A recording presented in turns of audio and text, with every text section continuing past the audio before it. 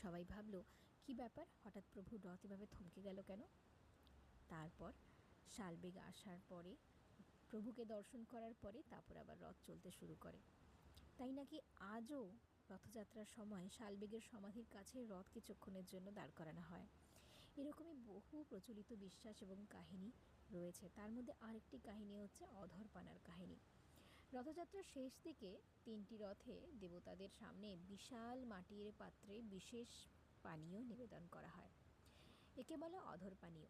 নিবেদনের শেষে পাত্রগুলিকে ইচ্ছাকৃতভাবে রথের উপরে ভেঙে ফেলা হয়, পানীয়টি কেউ যাতে পান করতে না পারে।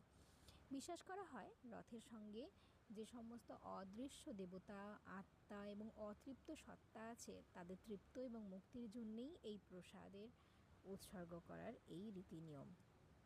জগন্নাথ দেবের রথযাত্রা তাহলে আমাদের কী শেখায়?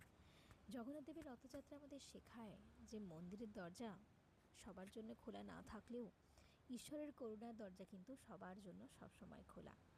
সে দৃশ্য হোক, অদৃশ্য হোক, তৃপ্ত অতৃপ্ত, সমস্ত আত্মার জন্য তার আত্মা সর্বদা কাঁদে। সে পরমাত্মা, তাই উনি সকলের উপরে তার করুণার বর্ষণ সবসময় করতে থাকেন।